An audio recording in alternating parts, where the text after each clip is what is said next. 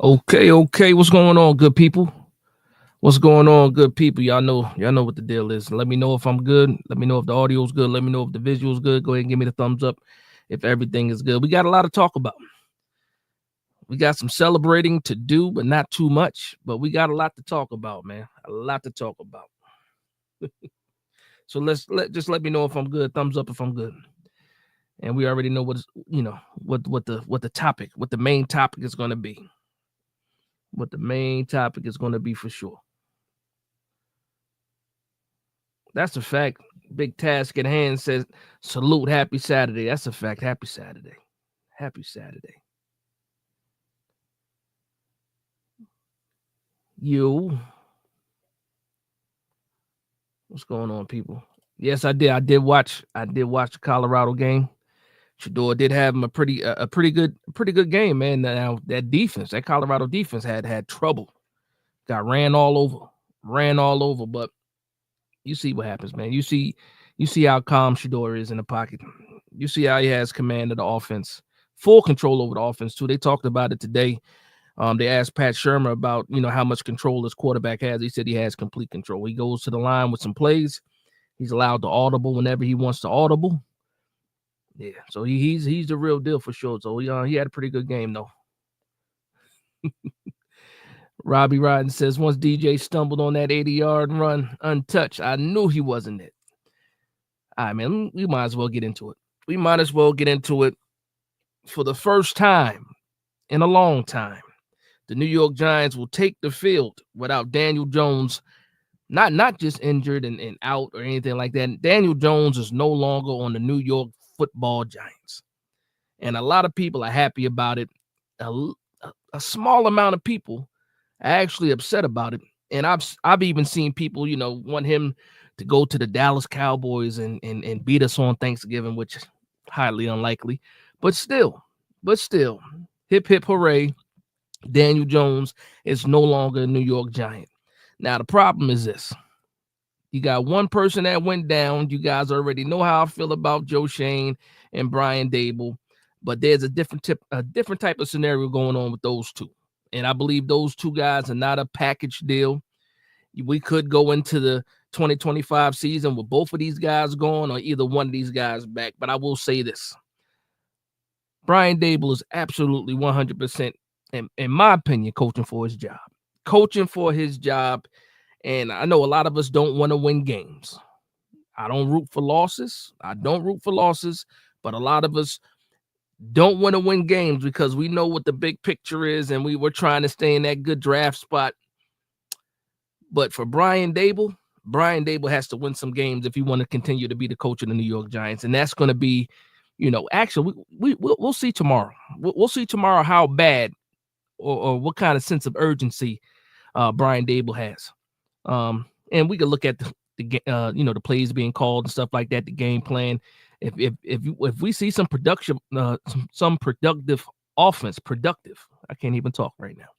Productive offense, it should be telling whether or not Brian Dable got the okay and he can do whatever he wants and kind of put it in cruise control to the rest of the season, or if this man is really coaching for his career. And I think he is absolutely coaching for his job. So let me just shout out some of the people that are in the building. Shout out to my man El Jefe in the building. Shout out to my man Danny Correa. He was in here early with the early comments. Shout out to Danny. Shout out to Ronnie Rivers in the building. Shout out to Jeff. Who's that? Jeffrey Luann is also in the building. Again, Robbie Routon. You see his comment on the board. But yeah, man, let me know how you guys feel about it. I see some people already celebrating the fact that the man is no longer here. And listen, my biggest question is this, because I had problem as soon as you make Tommy DeVito the starter, that's when you should have Daniel Jones off the team. That's when you should have waived him. We waited an extra 4 days before we waived him. We went and got Tim Boyle. And added an additional quarterback. We added a fourth quarterback to the roster. And still some people were surprised that Daniel Jones got released. Like as soon as you saw Tommy DeVito be announced as a starter, and as soon as you saw Daniel Jones become the third option, and then when you see Tim Boyle get added to the roster, And now he's on the active roster as the emergency quarterback. The writing was on the wall, and some people still don't get it.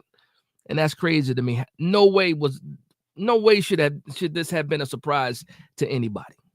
To anybody, man. And we're going to get into that, El Jefe. We're going to talk about Tommy 2 times, Tommy Cutlass, Tommy DeVito. We're going to get into Tommy. Definitely we're going to get into Tommy. Pause. Crazy pause right there. Crazy pause. Education Unpacked said it was a Las Vegas neon sign. Yeah, it was so telling. I got a saying that I say sometimes things are so clear people won't see it. And that's exactly what it is. Like all the signs were there. The signs were so clear. People didn't see it though. Not everybody. But again, I'm happy about it. Guess what? It's an end of an era when it comes to Daniel Jones. I have no ill will for Daniel Jones. Wherever he goes, whenever he gets there, good luck to him, except for when he may possibly play the New York Giants, but I don't care anymore. Now I'm looking at the bigger picture and I'm moving forward. And right now I got to worry about the Tampa Bay Buccaneers. And that's another thing that kind of pissed me off is that through all this mess, again, they should have released Daniel Jones early in the week. Instead, he got to go to the podium. He shedded a couple tears, got to say his goodbye, got a lot of sympathy out there. And it was a sad watch. I can even say that myself. It was sad watching that presser. With Daniel Jones at the podium, he looked like he was really hurt. And then the following day, he walks into John Mara's office and asks to be released, and they obliged. Now, that's another thing. Why did he have to go to John Mara? Why did he have to go to John Mara to get released? How come Joe Schoen didn't do that? Why did the owner have to do that? Why did the owner have to be like, you know what? Yeah, it's best. No, that's what you hire your GM to do. And why didn't he do that? And again, we still waited too long, and we didn't get any kind of Tampa Bay questions for the players. Everybody was asked about Daniel Jones all week, how they feel about Daniel Jones, how they feel about the situation, what's the temperature of the room, in the locker room. That's all we heard. That's all we heard all week. I didn't hear one thing about Baker Mayfield or what's it, Bucky Irvin, or none of those guys. None of the players from Tampa Bay, we heard nothing. Usually we get a full breakdown from Brian Dable. No, it was all like Daniel Jones questions and a little bit of Tampa Bay stuff. And that's a distraction. And that's exactly why they should have cut him early. But let's get into these comments, man. Let's get into these comments for sure. My man El Jefe says, Dash, do you think if Tommy goes undefeated, come on, man, undefeated, and brings us to a solid playoff win, do you think it will make Joe Dable look stupid for not starting him? This is strictly hypothetical. Thank you for saying that at the end, because it's absolutely hypothetical. We're already mathematically out of the situation. Like he can go undefeated, and then you got to hope that, I believe that Philadelphia, I don't even know if Philadelphia might have won too many games already to even, give up the goods when it comes to that. So it's absolutely hypothetical, not going to happen. Tommy DeVito going undefeated. If Tommy DeVito goes undefeated, that will show that Brian Dable can coach and that Daniel Jones was the problem solely. Which I don't think that's going to happen, because I think we had issues outside of Daniel Jones, but it will look bad on Joe Schoen, in my opinion, because you went out there and got Drew Lock for $5 million. When you had a capable backup already in the building, and you could have saved that $5 million and kind of spread that wealth out a little bit. Maybe $2 million goes to the Saquon Barkley, maybe $3 million goes towards Xavier McKinney. Maybe you get all these guys signed in that situation, but it is what it is. And people will argue, like, you know what, we had to get the offensive lineman, when I've seen other teams pretty much act like the cap is not even real when it comes to signing players. And if we really wanted to make everything happen, getting Illuminor, getting Runyon, getting Van Roten, and still having Barkley and having Xavier McKinney, there was a world where that was possible. I understand why they didn't do it, though. And I'm not going to keep crying over spilled milk. That's a fact. Patrick Grove says Hoshane stinks. That's crazy. It's funny that there's a chat where they call Joe Schoen Hoshane, and it's just funny that other people use that term too when it comes to Joe Schoen. Call him Hoshane. It made no sense, Ronnie. Exactly. It made no sense to drag that on the whole week. I think that's what we're talking about. It made no sense to do that. As soon as you announce Tommy DeVito, you should have ushered Daniel Jones out of there. But no, you let it go on for weeks. The beat writers are asking all these questions. The media, as far as ESPN, we saw what happened. And we had the big blow up between what was that, First Take and Stephen A. Smith going off on the New York Giants, went on a rant talking about somebody from the New York Giants called ESPN to try to reprimand one of the staff members there for speaking about the Giants. Are you kidding me? My opinion was it's Pat Hanlon. I don't want to say that too much, but that's, he's the media person when it comes to the New York Giants. So it only makes sense to me. I'm assuming, not saying that he did do that it probably came from him. But what are we doing? We've been getting criticized for a long time. And then just because Daniel Jones is out and had his heartfelt goodbye, and then, ESPN commented on it, you can't. It's ESPN at the end of the day. They're entertainers. They're here for entertainment purposes. That's what they did. And then guess what? We jumped the gun. We call ESPN, and then Stephen A. has a right to go on one of the best rants I've seen him do in a while now. And it's all because of more bad decisions made by the New York Giants. But this time we can't even blame it on the GM or the head coach or the owner. We got to blame it on the media person, whoever made that phone call. It's crazy to me. We shouldn't be doing things like that at all. At all. Luann says DJ was good, but he had injuries and a bad O-line, no good weapons, too many coaches and coordinators that messed DJ up, sorry. Even Mara said so. Yeah, he did say that. We didn't do anything to help this guy out. We did everything to do to mess him up. That's a fact. But even with that being said, we're talking about 5.5 years, 5.5 seasons, and it was more bad than good. The good was good. 2022 was fantastic. We got to the playoff win.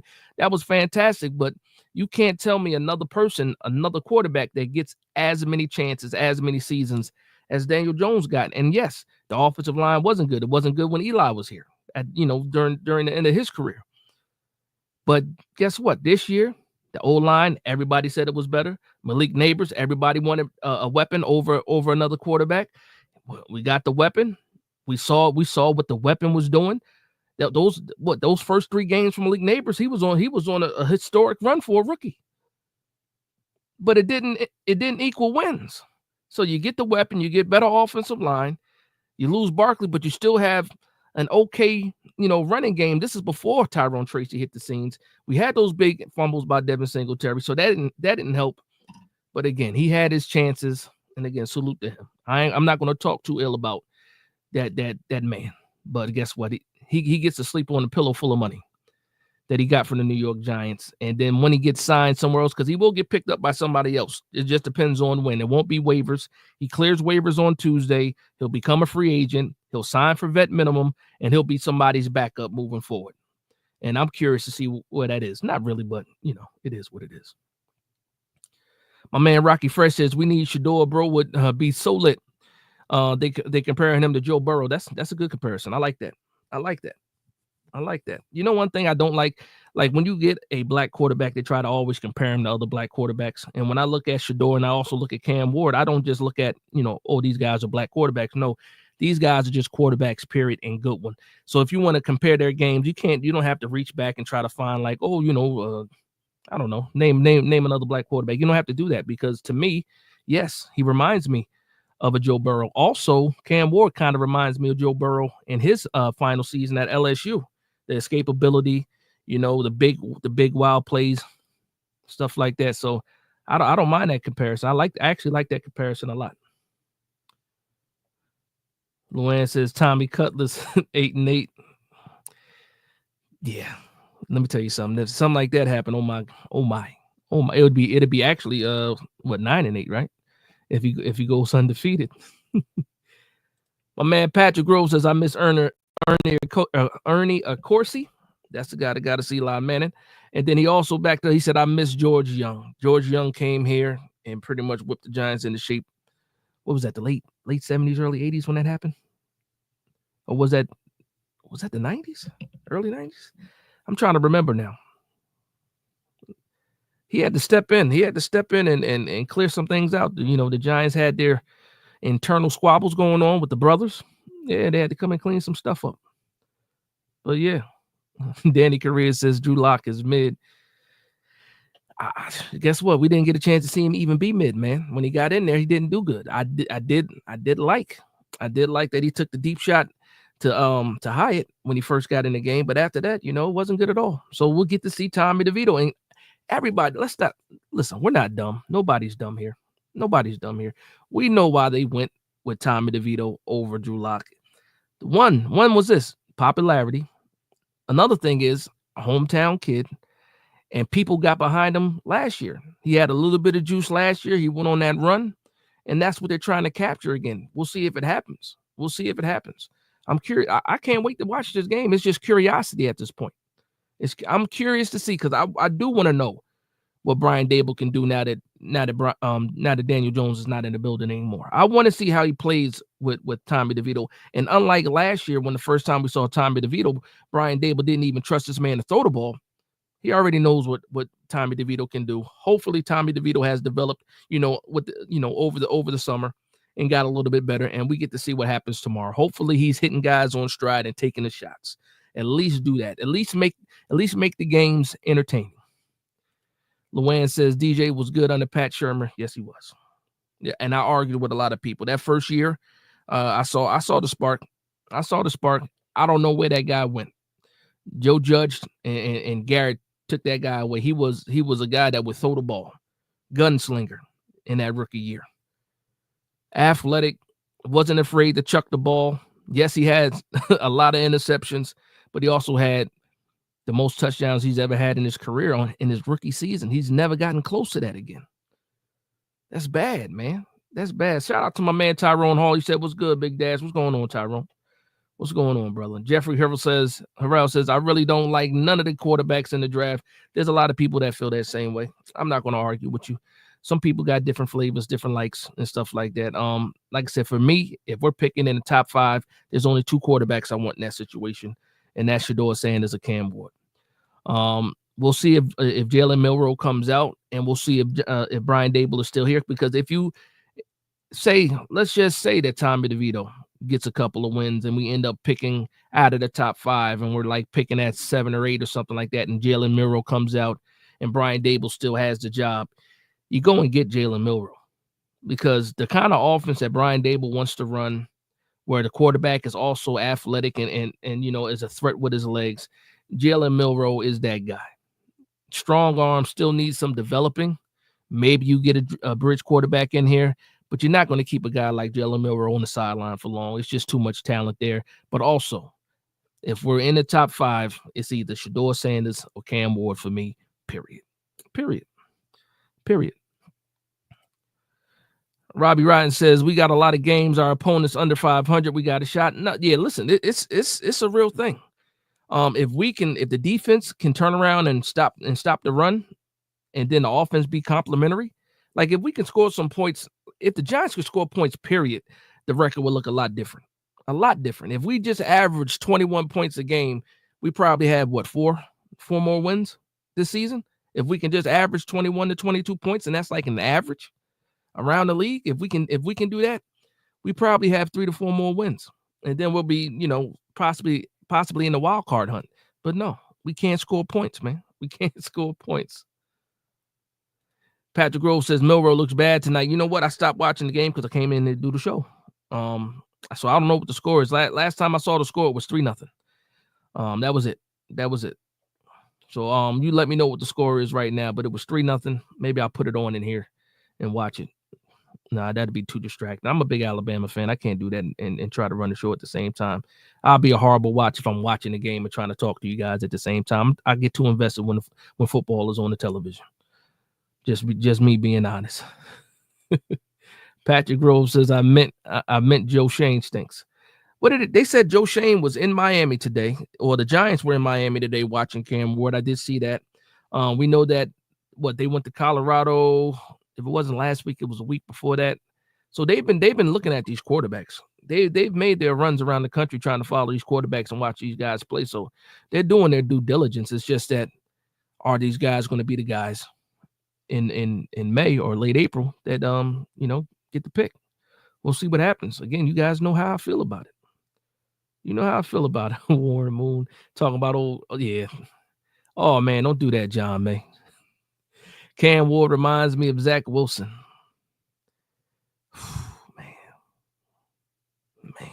man. Robbie says Cam Ward was wheeling and dealing today. He was. He's exciting to watch, man. He runs around a little bit, makes some plays. And I actually missed the first half of that game. I think when I started watching that game, it was 17-7. I think it was 17-7. But they got close. It was close for a while, and then they just like that fourth quarter, they just ran away with it. The next thing you know, they got like a 20-something point lead. I think they ended up winning by like 24 points, something like that, right? 42-17? Was it 42-7? It's 42. Something like that, man. I watched a lot of football today. I can't keep up, man. I can't keep up. Patrick Grove says Tommy has proven that he can win games, at least as a backup. That's a fact, and that's why he should have got a chance to be the backup. You didn't have to spend that money, Joe Shane. You didn't have to spend that money. You had a guy in the building already. If you wanted a developmental quarterback, you could have got one as a UDFA. If you wanted a bottom of the barrel guy like Tim Boyle back then, then you could have got a guy like that. You didn't have to go ahead and spend $5 million on Drew Lock. You didn't have to. But again, that's why I feel the way that I feel about Joe Shane. And you know what? Because it's been a while. It's been a while. So let's talk about it a little bit. Let me know how you guys feel about this, man. And I'm gonna go back to the bye week and the presser. And when Joe Shane was making those comments talking about why they're losing games, and he talked about player execution, possibly the game plan. Do you guys feel like he was trying to separate himself from Joe Shane? I'm sorry, from Brian Dable. Because that's what I felt. So let me know. Let me know, and then we get to some of these other questions, man.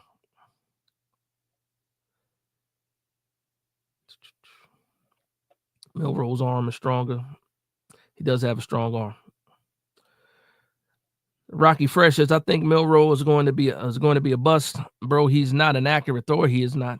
If not Ward or Sanders, I like the Michigan cornerback Will Johnson. Listen, man, I'm not trying to take a cornerback. Listen, Will Johnson is good though. Will Johnson is good. Travis Hunter to me is more dynamic, but Will Johnson is absolutely solid. But man, we can't be picking that high and not get a quarterback, man. If we're in the top five, and we miss out on Sanders and Ward, I might pick up the phone and see if somebody want to, sell me the house or give me the house to move back a little bit. I mean, like outside of Ward and Shador, Jalen Milroe is the next guy, and you got Ward and Shador up here, and Milroe was fringe to me. He'll get forced into the first round. He'll definitely get forced into the first round, but he's fringe. He's back in to me, but. You know how we do with these quarterbacks. We saw 6 go last year. Everybody's, over-evaluating. Last year, I don't think it was an over-evaluation at all. But these guys will get pushed up to the front, and you'll see a guy like Milroe probably go top 10 if I'm going to be honest right now. But yeah, he does need some help. But guess what? That's what when Josh Allen came out, same deal. Big arm, wasn't too accurate. It took some while for him to get to what he was. It took him 2 seasons actually to start turning into Josh Allen. A lot of those games he won with athleticism and just being a guy to take risks, but he had a cannon of arm. I believe it. Patrick Grove says Milroe is raw. Absolutely. What's going on, Clinton Jones? How you doing, good brother? Who you talking about, Ronnie? He says after his neck injury, he has not been the same. Talking about Daniel Jones. Tony High Point said, Dash, what it do? What's going on, bro? How we doing? We just chilling, talking a little bit. We're talking about Daniel Jones not being here anymore and seeing how people feel about it. I'm going to get caught up in a second. I'm going to go through these comments and get caught up. Ronnie says Cam is a good fit for us. I think so. I think he fits too. I like Shador more because he can operate. What's the word I'm looking for? He like Cam Ward is an improviser.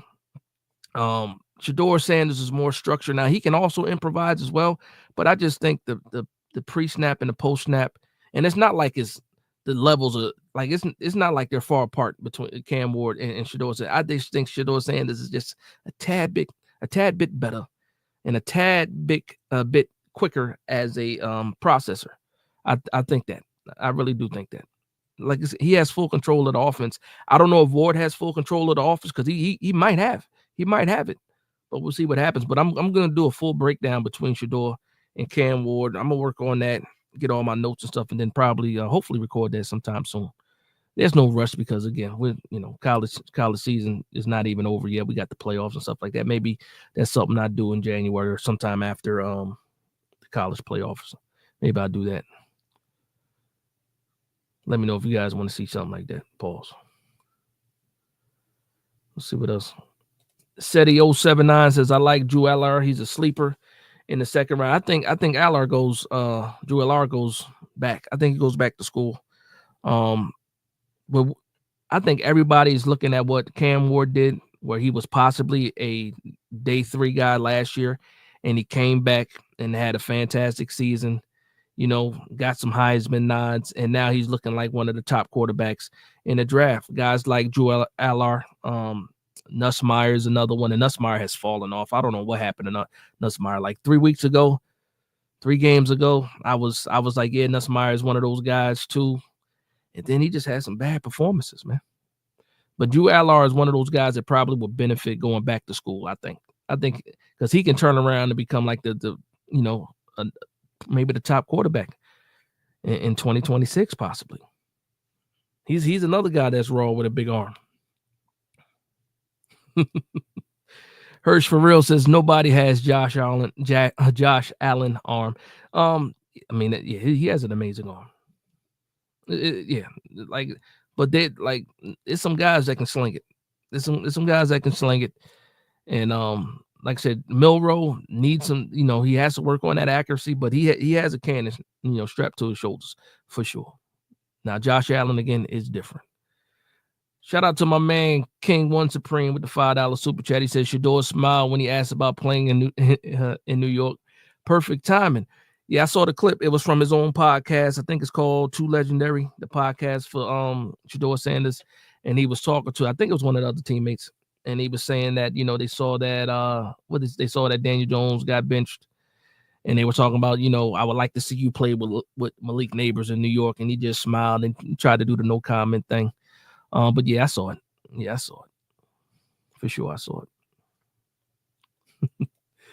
Danny says, R.I.P. Daniel Jones. We are here for your funeral and everything that you did for the New York Giants. Turnovers. Yeah, we are harsh, man. As a fan base, we are absolutely harsh. In some cases, rightfully so. But we are harsh, man. Listen, it was a lot of bad times, man. It was a lot. We got to call it is what it is. It was a lot of bad times, man. It was a flash here and it's not even a flash too. It was like a flicker. It was a flicker here and there. I remember what was it 2021? It was the 2021 was the Saints game. He had a pretty good game. Again, the back-to-back games his rookie season, Tampa Bay in week 3, and then the Washington. I think they might have been just a Washington football team then. Then those 2 back-to-back games there, obviously we had the Colts and the Vikings game in 2022. There was some flashes here and there, flickers here and there. Let me try to get caught up, man. Okay, I'm getting caught up. We get into it, and then we're gonna talk about this game a little bit, and we're gonna talk about time and DeVito too. Says Patrick, without a doubt, Patrick Mahomes has on. He hasn't had to use it too much this year though. He's been dinking dunking a bit. Patrick Mahomes, they're still winning, though. He doesn't have to be as dynamic as he's been, but he is still the leader of that team and making some plays for sure. Dwayne Murphy, shout out to Dwayne Murphy Jr. in the building, man. What's going on, Dwayne? He says, Dash, do you feel free? Come on, brother. This is a great time to be a Giants fan. Yes, I do feel free. Yes, I do feel free. But I know that it ain't over. We got to see what's going on. Guess what, Dwayne? You get your wish, though, because I know you're a big supporter of Brian Dable. Big supporter of Brian Dable. You get to see in these next 7 games, and you weren't in here earlier. At least I don't think you were in here earlier. But I was saying that, I still think Brian Dable is coaching for his job, and we'll see what happens tomorrow and how aggressive he calls these plays. But it's a trial period for him too, and you get to see. Like, I know you said that Daniel Jones, he can't call certain plays because Daniel Jones is his quarterback. Not saying that Tommy DeVito is the best either. I'm just saying we'll see. We'll see if we're able to do some things, move some ball and score some points, move the ball and score some points. Tomorrow. Shout out to my man Jay-Lay. Jay-Lay, what's going on, bro? It's been a while. Jay-Lay, it's been a while. Too long, brother. How you been, man? How the family doing? My man Jixon says, is Dexter Lawrence and Slayton the only ones left from the Gettleman's regime? Also, Aziz. Aziz is still, from Gettleman. And that's it. I think that's it. That's it, right? That's it. That should be it. Aziz. Who else was in that class? That 2021 class was awful. Yeah, Aziz. Yeah, Aziz too. It's crazy, man. It's crazy. What you got to say? I want Dable to have a chance to develop a top quarterback talent. Now, I mean, we might see that, and he might get a chance to do that. Again, my main deal was Daniel Jones. I got issues with Brian Dable. I definitely got issues with Joe Shane. But if it happens to go that route where they get a chance to pick their quarterback, listen, I'm a Giants fan at the end of the day. I want to see this team win games, period. Clinton Jones says, what are you doing for Thanksgiving, Dash? You know what I'm doing? Hopefully the Giants don't embarrass me or make me sick, and hopefully I can keep my turkey down. That's what I'm doing on Thanksgiving. Hopefully that the New York Giants are watchable. They play complimentary football, and I know that a lot of people don't want to win, and I know it doesn't really matter with Dallas because it's Cooper Rush, but I still want to beat the Dallas Cowboys. I still do. He said Thomas Derby says Andrew Thomas in there. That's a fact. Yeah, Andrew Thomas is another one. He is another one. So Dexter, Andrew, just think of. Here's the thing: Gettleman was so bad, and we feel like Gettleman was so bad, but some of his picks, McKinney, top safety in the league, Julian Love, looking like another top 6, definitely a top 10 safety in the league. Dexter Lawrence, possibly the defensive player of the year. Andrew Thomas gets hurt all the time, but he was looking like an all-pro level left tackle. Azeez Ojulari, another guy that can't stay healthy. So there was some guys there. There was some talent there, some pieces that we're still holding on to. But he just was awful with free agency. Obviously, he made the Daniel Jones pick. That was another thing, but it is what it is. Ronnie says, fire Mara. I wish. I wish, but we already know that's not going to happen. Jay says, Wesley Snipes says, always bet on black. What are you talking about? Is that a comment from something earlier?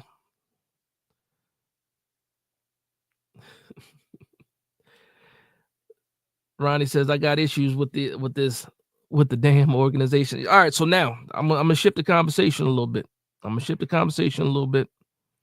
And we're going to talk about what we expect to see from Tommy DeVito. Tommy Cutlets, Tommy 2 times. Now, here's the thing. I expect him to look better than what he did last year because the offensive line is better. The weapons are better. We do have a decent running game when we want to stick to it. And if Tommy DeVito is any better, if he developed any more than what he was last year, then he should look decent. He should look decent tomorrow. I don't think that the Tampa Bay Buccaneers are just some outrageous, fantastic type of team. They're definitely better than us. But it's not like it's absolutely impossible to beat the Tampa Bay Buccaneers. It's not impossible. Is it probable? Maybe not. Oh, I see what you're talking about, Jay. Okay.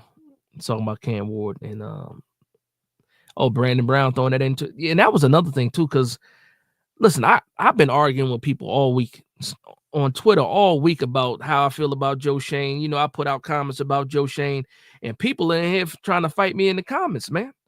It's all love at the end of the day, but I got a guy going back and forth with me talking about it's not Joe Shane's fault. This is not Joe Shane's fault. What do we like? Hold on, wait a minute. That man gets paid $5 million a year to do a job, and you telling me that John Mara had to step in and make this type of decision and make it okay for Daniel Jones to not be here? And also, why isn't that decision made earlier? I'll keep going back and forth. I wanted to talk about Tommy DeVito and I already see myself temperature rising. Born for Sports is in the building. What's going on, bro? How we feeling? How we feeling about the game tomorrow? What you expect? Is that a home game? Is tomorrow a home game? Somebody let me know if it's a home game. I am bugging. I want to say it's a home game. Is it in Tampa Bay or is it a home game? If it's a home game, Born for Sports, are you going to be there? That's what I was getting at. Are you going to be there? I'm curious to know. Is it a home game tomorrow? You can make me look it up.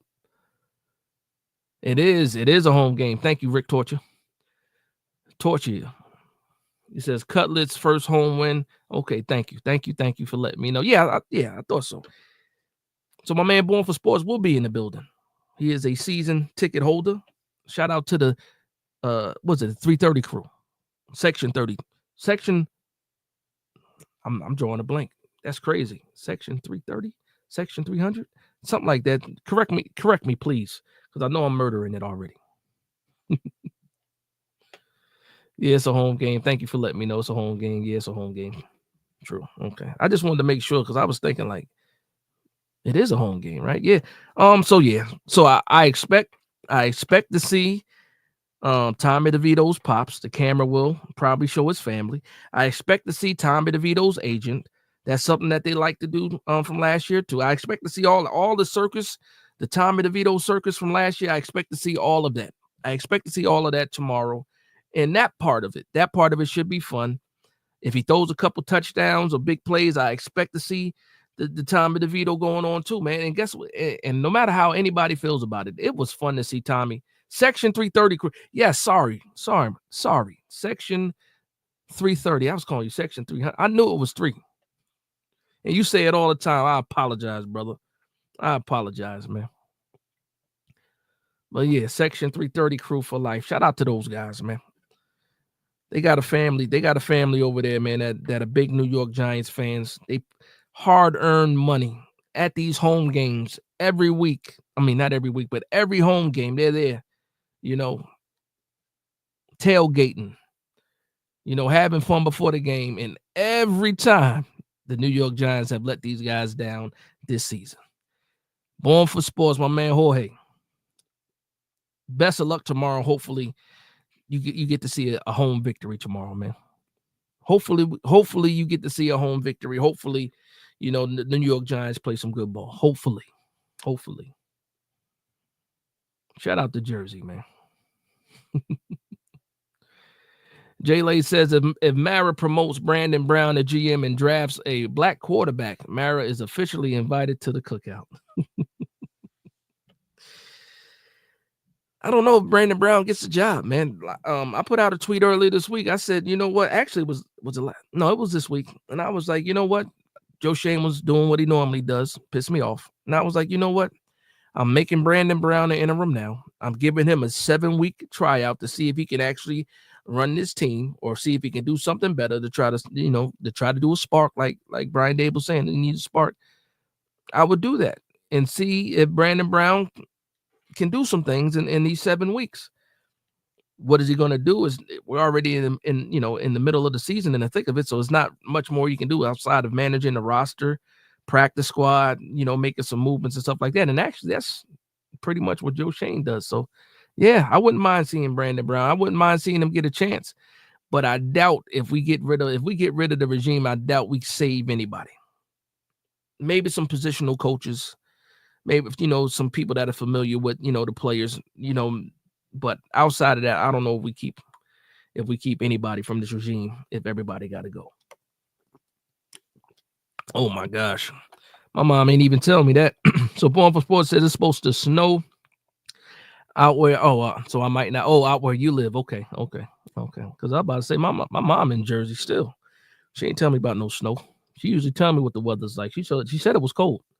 She did tell me it was cold because she liked to get out and do her thing a little bit and tan because she's light. But she said it's too cold to go outside. That's what she told me this morning when I spoke to her. Shout out to Mom Dukes too, man. Shout out to Mom Dukes out there in Jersey dealing with that East Coast weather. My man Jay Ferris says we would love to hear what Brown would do differently than Shane. That's the biggest question I have. I don't know. I don't know.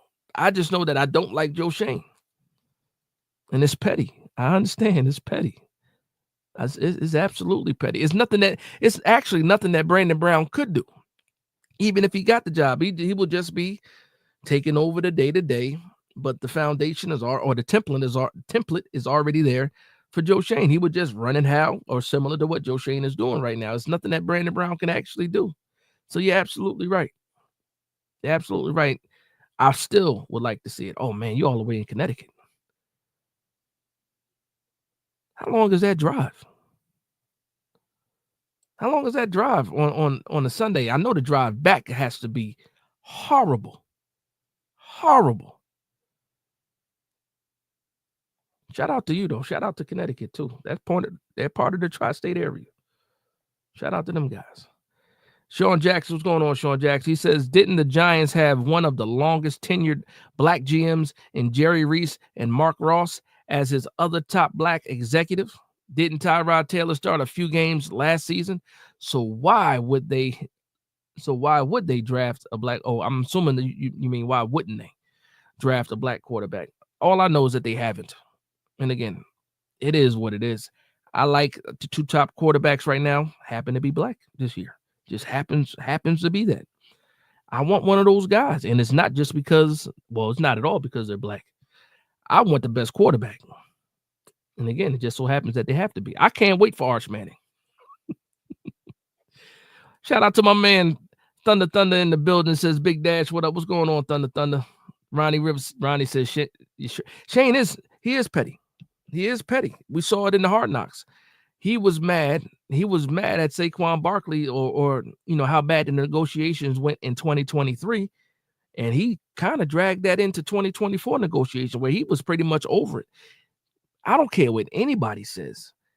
Joe Schoen just didn't want Barkley back. It just happened to be a convenience for him that it was a certain dollar amount. But we saw everybody else look at Joe Schoen and say, well, what's going to be the identity of the offense? What are we going to do? What's our identity?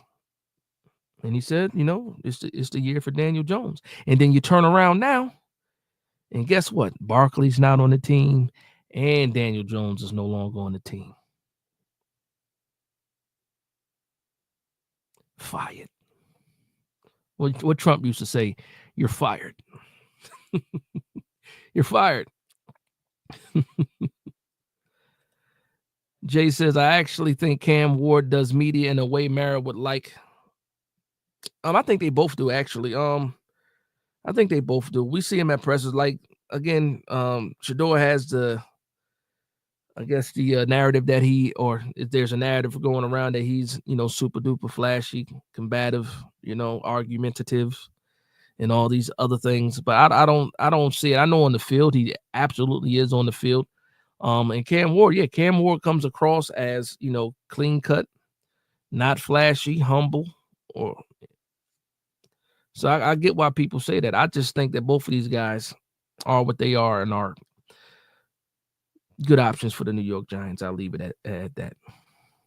Ronnie Rivers says Reese doesn't look so bad. Listen, when it came to Jerry Reese, one thing about Jerry Reese, he could not pick an offensive lineman to save his life.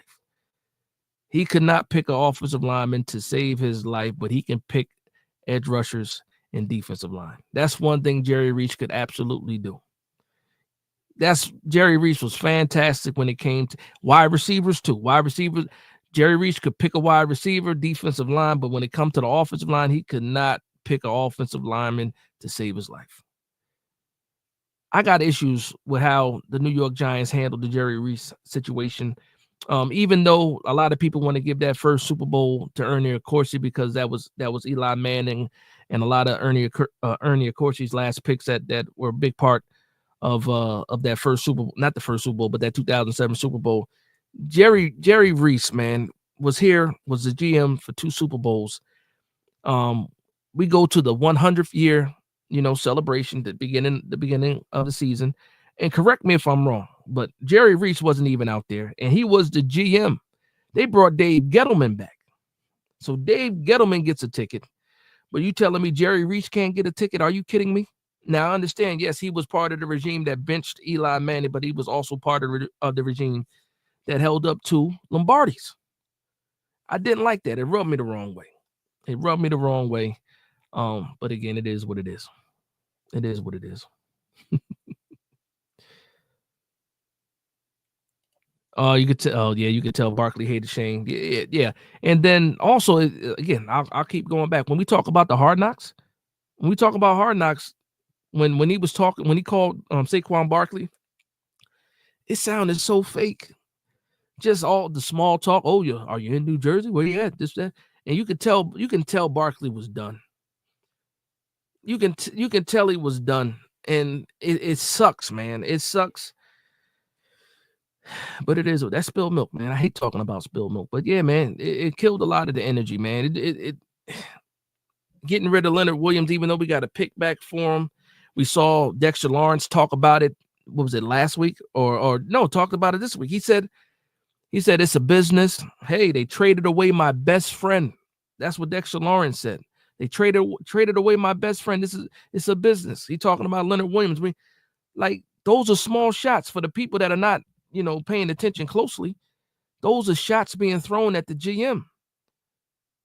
When Daniel Jones was benched, there was an anonymous player that said he didn't understand it or something like that, and like the locker room is talking, they're saying stuff, but they're not saying it loud enough, in my opinion. But you can follow the breadcrumbs. It leads to something, man. I definitely think we need a new GM.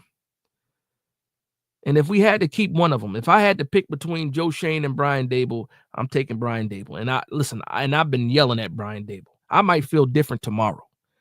But right now, I do not like, because my wife don't like me to say hate, I do not like Joe Schoen. And Brian Daboll is, I don't know, man. If I had to pick, I'll pick Brian Daboll over him. What was that? Yashalom, 2007 says Daniel Jones finally gone. Yeah. We celebrated a little bit in the beginning. We celebrated a little bit. Somebody give me that Alabama score, please. Please give me the Alabama score. Thunder said he picked one good receiver. What are you talking about? Hakeem Nicks, Victor Cruz, Odell Beckham, Mario Manningham. Jerry could pick some wide receivers, man. Come on now. He also picked Ramses Barden. He also picked Ramses Barden. And then what's the guy from Troy? I can't remember. Yeah. I'm mad you brought that up, man. I had to go down the line. Yeah, Ramses Barden was another one, sure enough. He couldn't pick tight ends either. Well, no, because he picked Boss. He picked Boss, and what's the guy after Boss's name? Other guy from Ohio State. Yeah, Kevin Boss, and then it was another tight end that I'm drawing a blank right now. It was number 85. Boss was 85. Yeah. Anyway.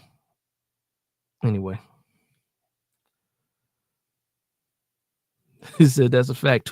That's a fact. Two Lombardis. Reese was here for that. And you couldn't invite him to the game where we lost anyway. Come on, man.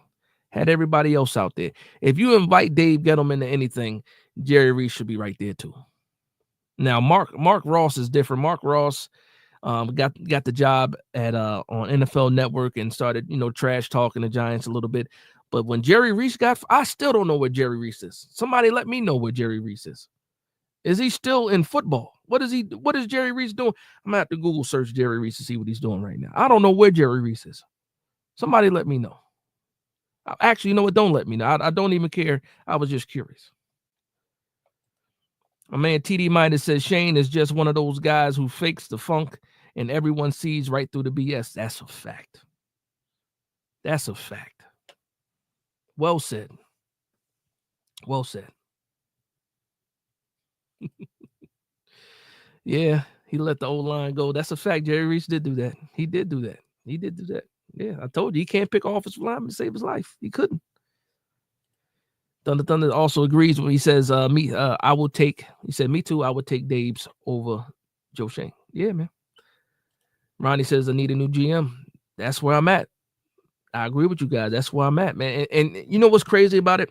Like, here we are. We got a game tomorrow. Tommy DeVito is going to be the quarterback, and we're not talking about the Tampa Bay Buccaneers at all. We're not talking. That's not the story. We're talking everything but the next game. Why? Because we're so over. Everybody has plans for the future. Everybody's looking ahead. We're talking about who the next GM is going to be, who the possible head coach is going to be, you know, who we're going to pick as a quarterback. What are we going to do? Nobody is even worried about the Tampa Bay Buccaneers. That's how bad it is right now for us. And I said it in the previous video. I said, and Thanksgiving is Thursday. We haven't even got our chances to slice the turkey, slice the ham, eat the mac and cheese, the stuffing, green beans, rolls. We haven't got a chance to even do that, and the season is over. I don't even think my kids went trick-or-treating before the season. The season was over before they went trick-or-treating. Shout out to Born for Sports. He said that too. We got the Halloween and the season was over.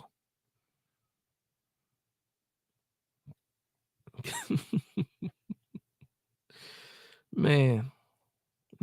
Oh, man. Alabama's losing 24 to Oklahoma. That's not even the starting quarterback for Oklahoma. Well, he wasn't the season starter. What is going on, Bama? Thank you, Robbie, for letting me know that Alabama's getting whooped right now. I asked you to tell me the score. 24-3. Good Lord.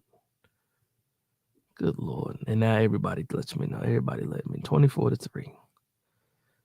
Jernigan. That's his name. Jernigan. From Troy. Thank you, Gary. Jernigan.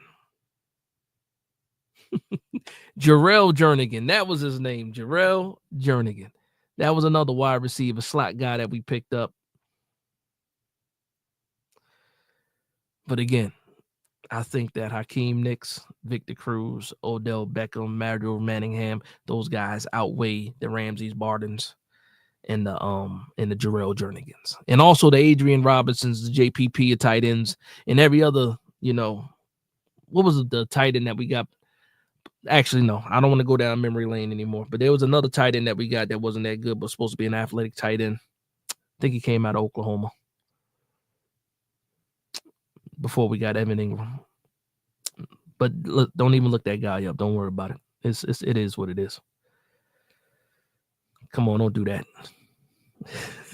Steve Smith is another one. That's a fact. Steve Smith, I forgot about Steve. He went to the Eagles, though. He left here and went to. He was Eli Manning's security blanket, for sure. He would he would pass the ball and fall directly down. That's what I remember about Steve Smith. But it would be, you know, past the sticks. He would move the sticks. I forgot about Steve Smith. USC. Came out of USC. That's how old I am, man. I remember these guys coming out of. I remember Steve Smith coming out of USC. I remember Terrell Thompson coming out of USC. I remember Ross coming out of Texas. Well, the Webster coming out of LSU. I remember all that, man. I was young at the time, but still. Bama's trash this year. Come on, man. Don't beat me up. Man. Roll Tide. What quarter is it? What quarter is it? 24-3 is awful. Well, you figure Alabama lost to Vanderbilt too, so it is what it is. I'm mad. I'm an Alabama fan. I'm more mad that Colorado lost today because I wanted to see Shedeur in the college playoffs against what they say real defenses. But you know what? They can barely handle the defenses that they're facing because that offensive line is better than it was last year, but it ain't where it need to be. And also that defense, they gave up over 300 yards on the ground. Like Deion got the star quarterback coming, and Shedeur Sanders handed him the keys in the picture. But I'm gonna tell Dion this. You're in Colorado. Get you some Midwestern cornbread fed offensive linemen. If you want to be in that Big 12, you got a lot of warm weather offensive linemen coming all the way from Florida, where it's hot all the time. They coming all the way up to Colorado where it's cold, and they need some help. Get you some cornbread fed Midwest farmers on that offensive line. Dion, please. Born for Sports says Ross is arrogant in this. Yeah, we're not even talking about the Tampa Bay game. I love you guys, man. We're not even talking about the Tampa. We don't even care about the Tampa Bay game. It's an afterthought. You eat lunch, turn on the game, and that's it. That's it. We're not even worried about the Bucs game. We are so far gone already. Right now, a lot of us are already in April at the draft. Me guilty. It's bad, man. Shout out to Real Cold OG. What's going on, bro? He says, Big Dash, who was the GM that drafted Cedric Jones? Oh, Cedric Jones. Who the heck is Cedric Jones? Cedric Jones.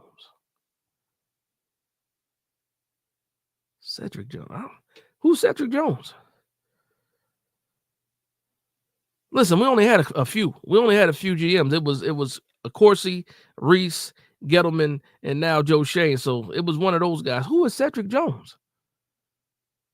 Cedric Jones.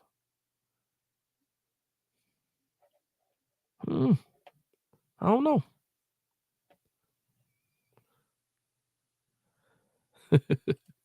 Patrick says Jerry Reese doesn't need pro football anymore. That's a fact.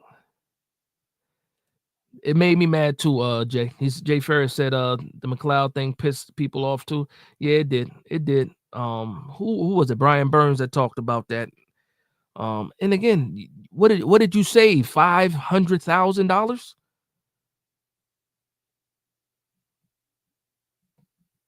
He was a good special teamer. You know, he came in a pinch. He wasn't fantastic. I'm not going to shed a tear.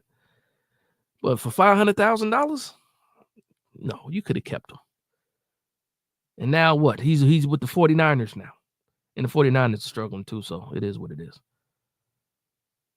5 of 12, 2 interceptions. And you see why. You see why I said it. I said he needs to go back and develop.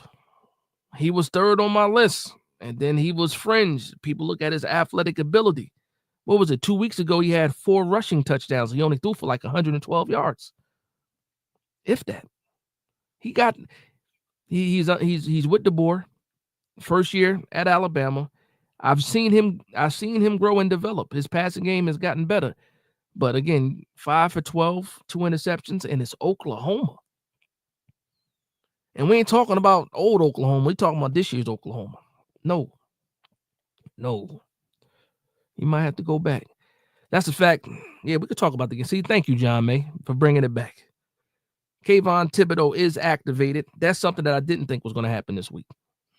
I thought they would possibly sit Kayvon Thibodeau. And again, what did I say earlier? I said, you know what? Brian Dable is trying to coach to save his job. He's trying to win games. You don't play Kayvon Thibodeau with that wrist injury. You probably sit him the rest of the year.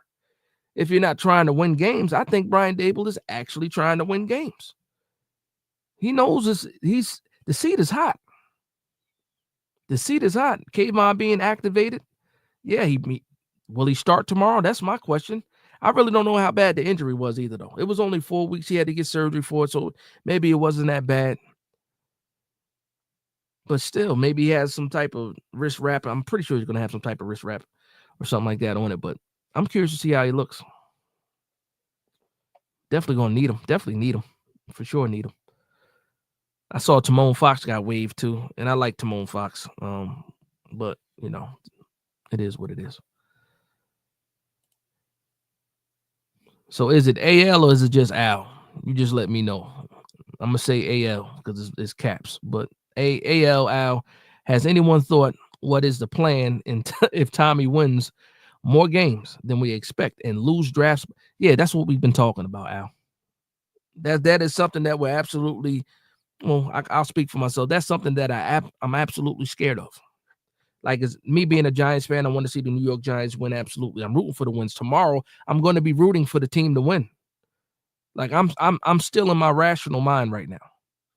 Tomorrow, I'm going to be irrational, and I just want the New York Giants to win. The bigger picture is to get your quarterback this year, and that means you got to do what you got to do to stay where you are, to pick that quarterback.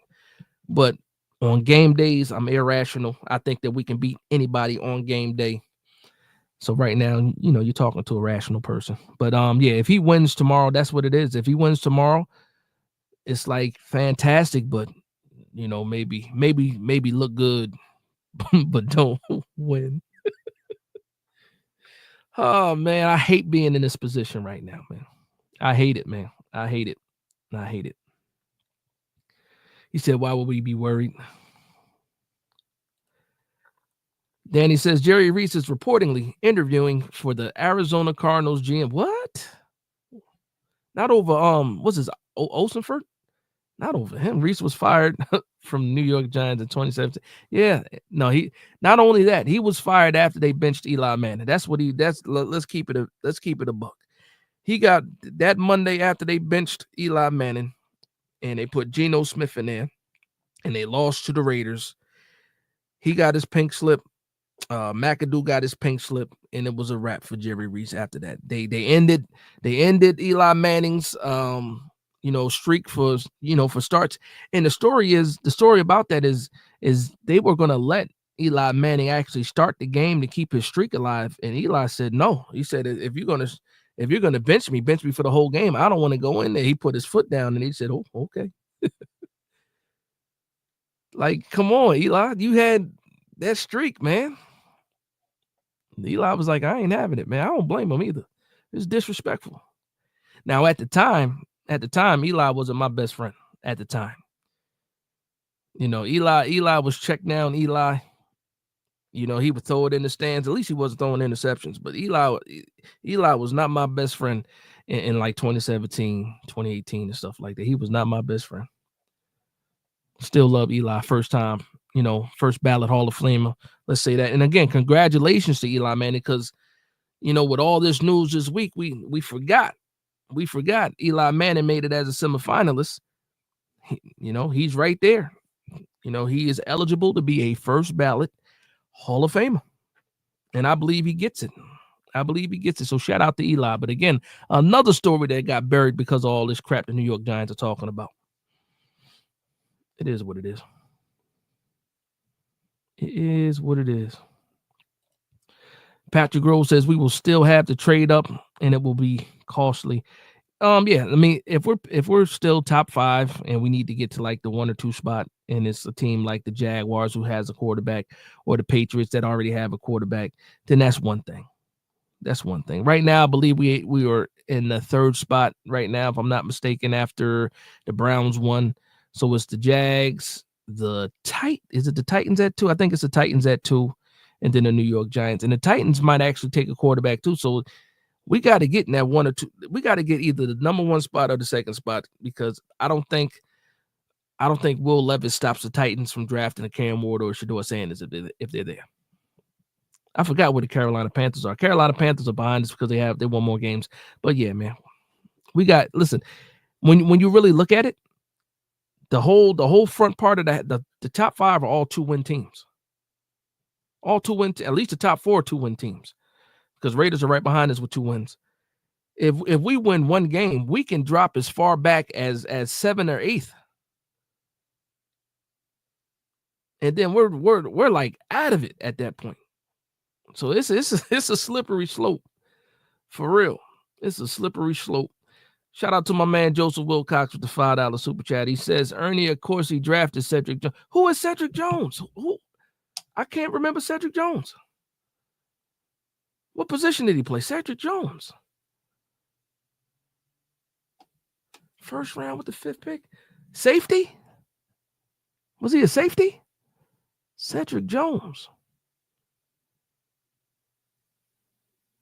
I was 13 in 96, man. I was 13 in 96. I don't remember Cedric Jones, man. Wow.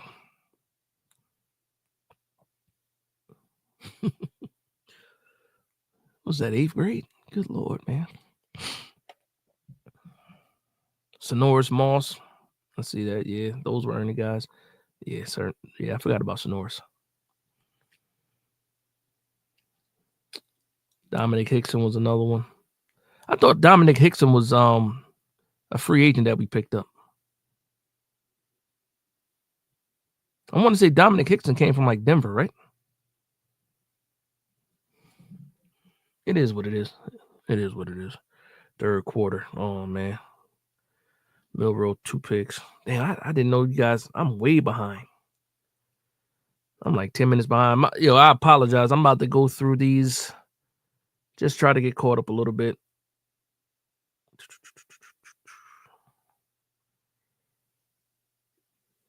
Yeah, I was way. Well, you guys are way. I'm gonna skip all the way to where we at right now. Thunder says, Dash, a young man. I'm not young. I'm not, I'm not young. You know what I mean? Patrick says I was 36 in 96. Salute to you. Salute to you for being a Giants fan as long as you've been a Giants fan. You've seen the good and the bad. You've seen the great, the good, and the bad, actually. Like, I was alive for all 4 Super Bowls. I don't remember the 86 Super Bowl at all because I was 3. My first real memory was, the 90 Super Bowl. I remember Whitney Houston singing the national anthem. I remember that. I remember Wide Right. I remember that. Yeah. That's where I start to pick things up. The early 90s is where I start really remembering watching and seeing this team. You talk about late 80s, I was little. Young buck. Playing duck hunt and stuff like that. Shout out to Jay First with the $4.99 super stick. I appreciate you. Thank you for the love and support, bro. Appreciate you. I appreciate everybody in here, man. That's a fact, man. Shout out to you guys for hanging out with me. We're already an hour out, 68 people in here right now. Make sure you hit the like button. Make sure you hit the subscribe button. If you're not already subscribed to the channel, make sure you do that. But again, make sure you hit that like button too. Get this algorithm moving in the right direction. Shout out to my man, Tim. Tim, what's going on, Tim? What you got for me? I need a prediction, Tim. Should the Giants name Brandon Brown president of football operations and GM if Joe Schoen is let go? You're asking me a question. I'm saying this right now. Are you saying right now, today, we fire Joe Schoen and then give Brandon Brown the job? Are you saying after the season we do a GM hunt and then we give Brandon Brown the job? Let me know. Because if you're asking me right now today, if I want Brandon Brown and in as GM and Joe Schoen out there, I'm telling you yes, Tim, absolutely. Tim Carter, Auburn.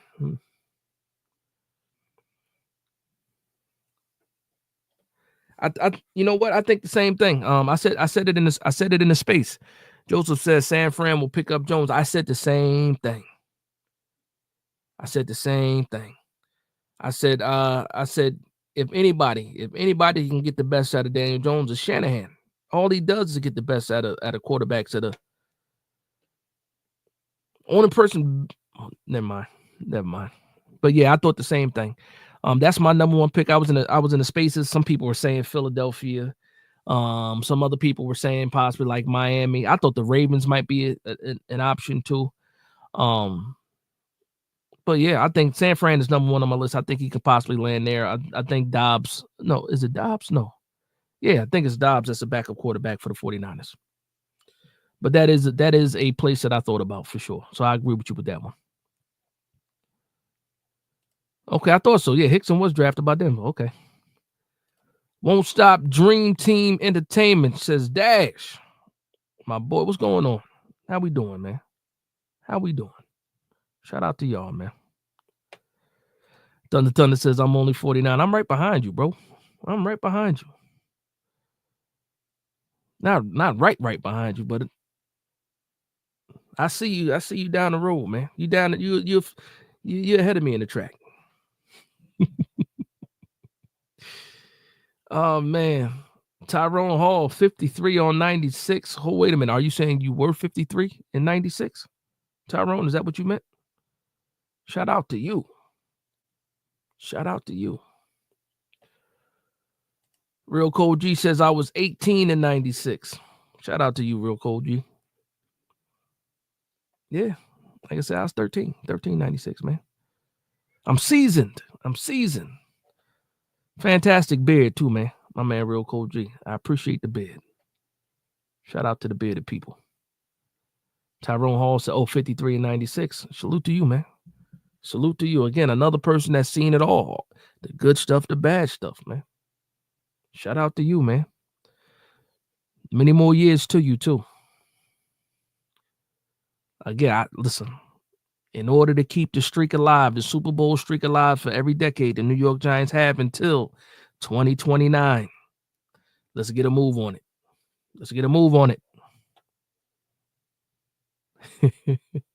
DCC 219 says Ravens Super Bowl was nasty. They destroyed us. Shaking my head. Yeah, I remember that one. I remember that Ravens defense was what it was, though. We had a fantastic run in the playoffs, though, going into that Super Bowl, though. Yeah. We took care of them Vikings. Got washed in the Super Bowl, but we took care of them Vikings.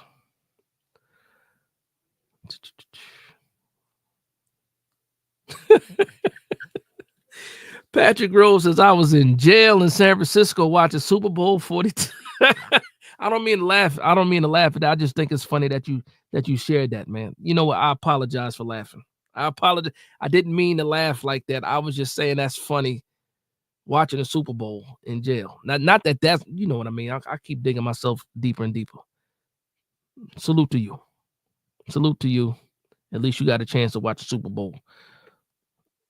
TV was probably small, though. All love, man.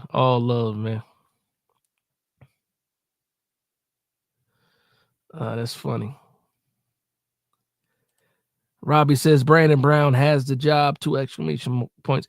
If you think so, maybe. Who's going to Pittsburgh? Talking about Milroe? Who's going to Pittsburgh? Oh, so I got to go back in the comments. Who you talking about, Ron? He said give him a shot. I don't see who you're talking about. Yes, give him a shot. Oh, talking about the GM, Brandon Brown, with the job. Give him a shot. Okay, I got it. I got you now. Shout out to my man Joseph Wilcox again with the $2 super chat. He says Jones goes to San Francisco and wins the Super Bowl. Stop it. Just like you didn't finish the word Super Bowl. I knew where you was going. I'm glad you stopped because I was going to tell you to stop it. Stop it. San Fran ain't going nowhere this year. Unless you're talking about it in the future. Thunder, I need some. Why are you mentioning Tyrone Wheatley? Why are you mentioning Tyrone Wheatley? What came up in the comment section that you brought up Tyrone Wheatley? I mean, I thought Tyrone Wheatley was going to be good coming out of Michigan. I thought he was going to be good. Just like I thought Ron Dane was going to be good too, coming out of Wisconsin. I thought he was going to be good. I thought Wheatley no. But why are you talking about Tyrone Wheatley? I must have missed something.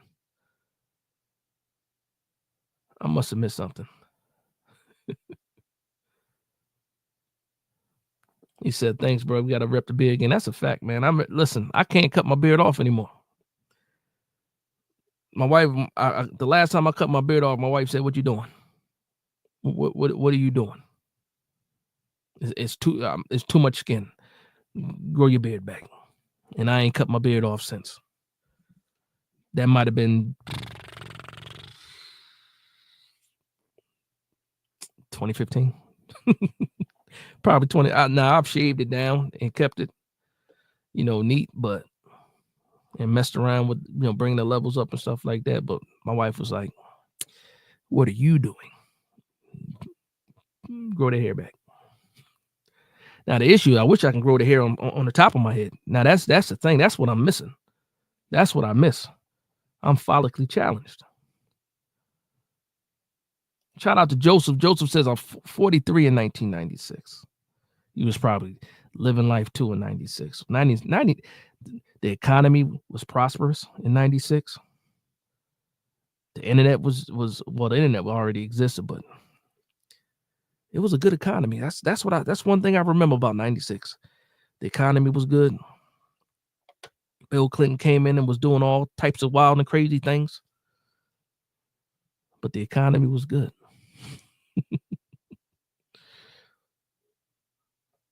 Oh man, thunder. Jeez. DJ going to Pittsburgh? Nah, I don't think so. Now the comment section, you guys are flying through these. He said, I saw Ron Dane get tackled by his jersey, and it was over. Ron Dane was big for nothing. Big for nothing. Guy that I played against ended up being the running back after Ron Dane left. Dude from Plainfield High School named Anthony Davis.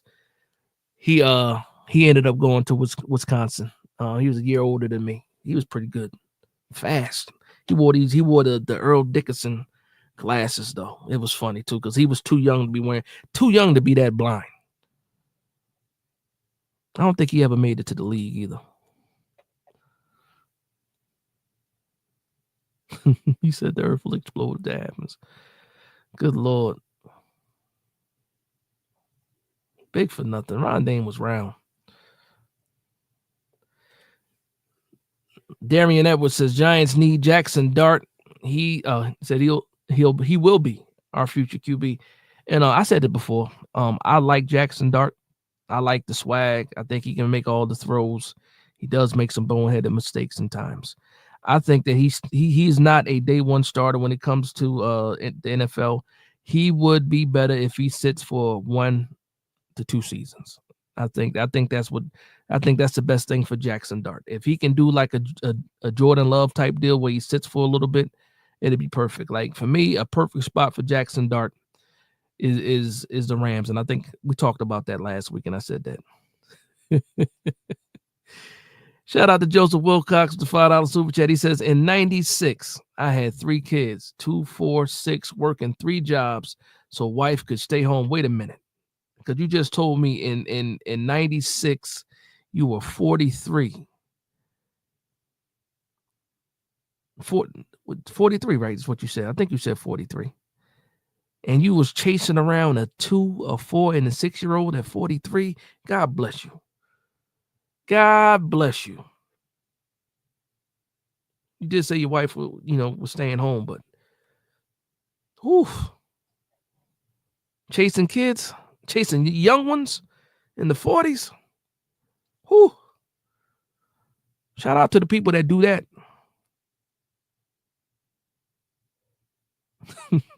You said, yes, sir. Salute to you, man.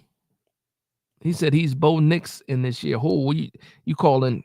He's not Bo Nix. He's not Bo Nix. Bo Nix. Well, they do have some similarities. Like Bo Nix was in college forever. Jackson Dart has been in school. I think this is his 5th year. Again, I like Jackson Dart, but I'm not going to put him in the category of a Bo Nix. He's behind what Bo Nix was last year. But like I said, I still like him. I like Jackson Dart. I like him. I really do. He got to sit for a little bit, though. He has a high ceiling. Like Bo Nix had a high floor. Like what we're seeing right now from Bo Nix, I don't think Bo Nix can get a lot better than what he is right now. So that's what I mean. For I'm pretty sure everybody knows what high floor. High ceiling, high floor. When I'm talking about things like that, when you have a high floor, that means you're pretty much where you're gonna be when you got a high floor. Like you got the QB skills, but you're not getting too much better.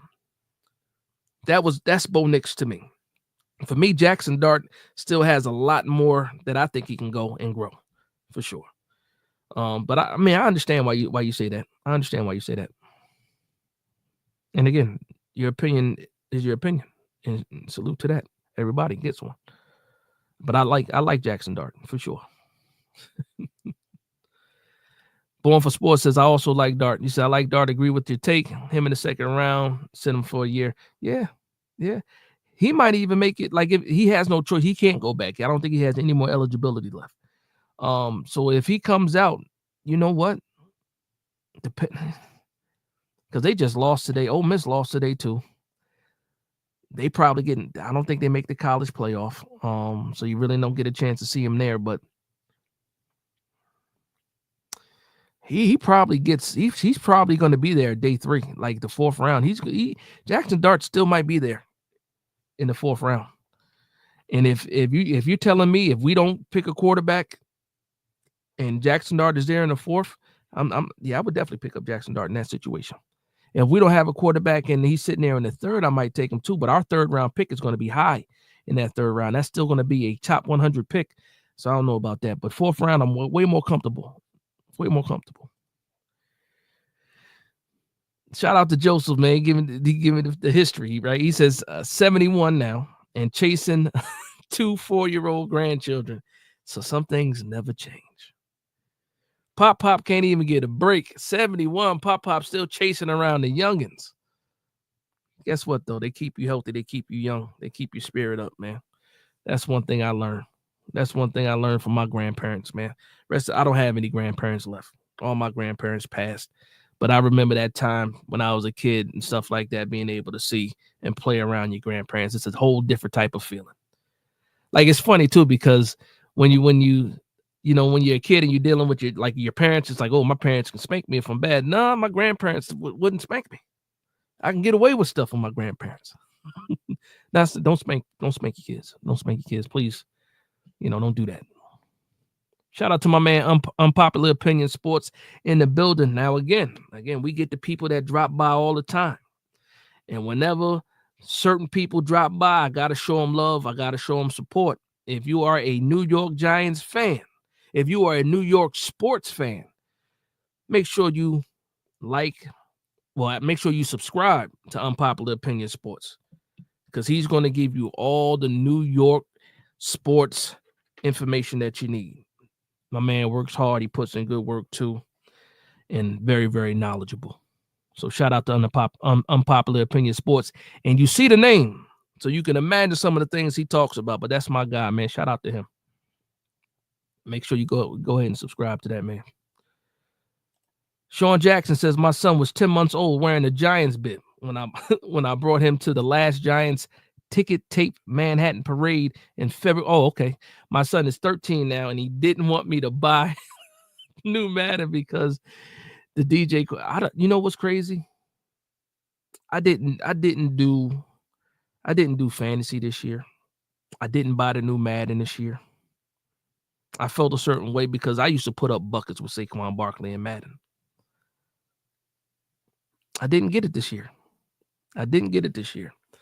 And I don't know if I'm going to get it. Maybe, maybe not. Nah, it's all love, man. It's all love. Appreciate you too, bro. Uh-oh. So somebody brought a Knicks question. What do you think the Knicks' chances this season? I'm going to say what every New York fan will say. The Knicks definitely got a chance. They got some things to get together for sure, but the Knicks definitely got a chance. I do wish that Vincenzo was still. I wish he was still here though. I like that cutthroat. I think we're missing that cutthroat. Tell me who the assassin is on the team. I think he was an assassin. Oh man. Fighter's Destiny says Madden has been putting out the same crap every year. Yeah, so have the Giants. Oh man, so have the Giants. Oh man, I'm sorry. I had to, man. Oh man. You got people calling you by your government. Unpopular. Oh man. We need an NFL Street too. I didn't like that game. It is what it is, though. Darian Edwards says, what about the wide receiver out of Arizona? He'll be gone. And listen, we can't pick another wide receiver in the first round. He's going to be the first wide receiver off the board. He's probably going to be a top 5, top 8 pick, depending on who's picking. We can't go with another wide receiver. I understand, but who's the assassin though? Where's like, you know how he was nasty? Like where's that in it? I mean, it's still early in the season. But again, if you want to talk Nick stuff, you see this man on the screen right now, Born for Sports. He gonna give you that Nick love, man. He'll let you know what's going on with the Knicks, man. For sure. Joseph Wilcox with the $10 super chat. He says, my dad died when I was 10 years old. Sorry to hear that. Left my mom with 4 kids. Before my dad died, I used to do play-by-play of the Giants games on TV, 1960 to 1963. When he passed, because he went blind from die. You told me that story. I remember that. You told me that previously in another live. I remember that. Yeah. Shout out to you, man. And to do that at that age, giving him the play-by-play because he couldn't see it, that's love, man. I love stories like that too, man. I love stories like that. Those hit the heartstrings for sure. For sure. Real Cold G says, Dash, why do you think it took Mara to release Jones instead of Shane doing? I don't have an answer for you. Actually, I do have an answer for you. Remember on Hard Knocks where Joe Shane said he doesn't like to do those things, is what he said. He doesn't like to release the players and do all that because he feels like Brian Dable should do that because he have a better relationship with the coach. I think, like, what are we doing? You're the GM. You're the one that's supposed to make those decisions. You're supposed to go in there and say, hey, you know what? I appreciate you. Loved everything you did here, this, that, and the third. We got to let you go. That's your job as the GM to do that. In some cases, a coach could step in and do something as well, but the GM is supposed to be doing stuff like that. So for me, when I saw that Daniel Jones went to John Mara, that's the first thing I thought about. Why is John Mara doing Joe Shane's job? Why is he doing that? And then you just start to remember some of the things that you saw from Hard Knocks, and then it starts to make sense. But then it also pisses me off because if you feel that way about these players, like, how can I trust you with other players? You're worried about feelings. Or you're doing things behind people's back and you're not being real, like somebody else said earlier in the chat. He's phony, he's fake, and he's also petty. It is what it is, man. It pisses me off, man. Joe Shane makes me mad, like for real. Uh-oh, I see some Knicks talking in the chat. I'm going to let you guys have it. Born for Sports is already doing it. Already doing it.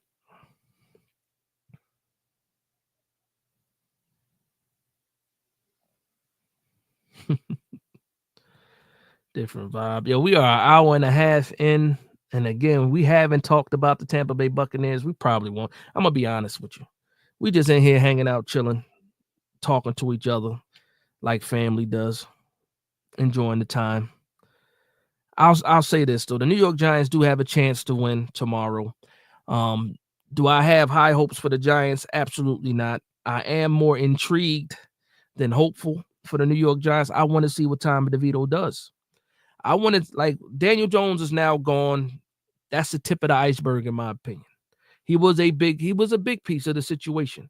Daniel Jones is now gone, so we don't even have to really talk about Daniel Jones. After this week, after this game, and then, of course, after he clears waivers, and then we will, he's obviously, I think he's going to get picked up by somebody. But after that happens, we don't even have to worry about Daniel Jones anymore. You'll still have some people that talk about the dead cap when it comes to free agency and stuff like that, but it's going to be over. My focus is now shifted to Brian Dable and Joe Shane. That's where I'm at right now. And again, I would clean house. Everybody would go. But right now, I'm looking at two people. I'm looking at Joe Shane and Brian Dable. We said it earlier. We talked about it earlier. I'm picking Brian Dable over Joe Shane. And I know a lot of people agree. Unpopular opinion sports. I know you don't. I know how you feel about Brian Dable. And I feel the same way. Yeah, if I'm giving you the choice between the two, if one got to stay, and I'm asking you unpopular, NYG 22, I'm asking you, if you had to pick between Joe Shane and Brian Dable, who are you picking? Hopefully you're still in here so you can answer that question.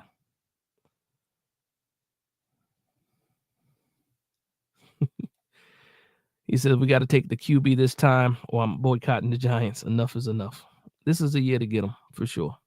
If we got to stay high, and also we got to be able to pick that high, and then if not, we got to have a dance partner at the beginning of the draft or at the top of the draft to try to get there.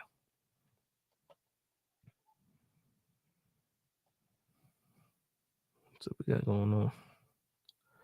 People showing love to Joseph. That's what's up. Thomas Darby says the Daniel Jones pick and the Saquon Barkley pick set us back a decade. Neither one of them should have ever been drafted. That's my opinion. I know why you say that, because the year that we took Saquon Barkley, we had a chance to take a quarterback. And then the year that we took Daniel Jones, Justin Herbert was there too. Justin Herbert was there. But I will say this, though. After that first year of Daniel Jones, I see why we didn't get Justin Herbert. But again, I was wrong. And again, I can be wrong, and I would admit to it. Yeah. Real Cold G says, so that tells me his relationship with Sean and Dable was dead. Who you talking about? Who you talking about? Smokey the Bear says, Dash, what do you think about the Bucs versus Giants this weekend? I need to hear your thoughts. Am I behind still? I think I'm behind still. Yeah. So I addressed it a little bit. So actually I didn't. Keys to victory for the New York Giants is going to be the same thing when it comes to Saquon Barkley. I'm sorry, Saquon Barkley. I'm talking about Barkley. When it comes to Baker Mayfield, he has to throw in the throwing lanes because he's short of quarterback. To me, you have to get your hands up. If you can't get to Baker Mayfield, especially if you're D-line, Dexter Lawrence, stuff like, get your hands up. You will be able to bat down some balls. That's Baker Mayfield is known for that. Containment is going to be important because he's not the most athletic, but he can take off if he wants to. Outside of that, it's going to be a tough day for the cornerbacks. They got to deal with these wide receivers. Sterling Shepard probably wants some revenge on the New York Giants. But outside of that, it's all about being able to stop the run and be able to run the ball, and we got to score points on the offensive side. But that's my keys to victory for defense. Get into those throwing lanes. If you can't get the Baker Mayfield, make sure you get your hands up and bat the ball down. Complementary football. If the defense gets you the ball back, offense, score a touchdown, please. If we get a turnover, get some interceptions too, because we still only have one interception on the entire year. And that interception came in the first week, I believe in the fourth quarter. Was it fourth quarter? But it was Moorsau that got it. Dexter Lawrence tipped it. Moorsau got it. That's the only interception the New York Giants have this year. So that's how I feel about the game. That's how that's how I feel about it, man. It's a winnable game for sure. Will the New York Giants win? That's something that I need to see. If Daniel Jones was still the quarterback, I would probably say no. Now I'm saying, you know what? Did DeVito get better? That's what's on my mind right now. Did DeVito get better? If DeVito got better, the New York Giants got a chance to put some points up. That's what I think. Darian Edwards says wide receiver first round and Jackson Dart in the second, and third round will be a corner or a pass rush. Listen, for me right now, I think the most important thing to get right now is a quarterback. I agree with you with that one. After that, I think it's D lineman. That's the best cornerback or the best defensive lineman in the second round is where I would go. If we're able to get the quarterback in round one, fantastic. Then after that, I want the best corner or the best defensive lineman, best player available between those two positions. If we don't go that route, well, after that, I'm looking at offensive line, edge. I don't think we have to go high for the wide receiver unless there's a player on the board that's just undeniable. Best BPA outweighs everything else, and I don't think the wide receiver class is that deep this year. I don't think it is.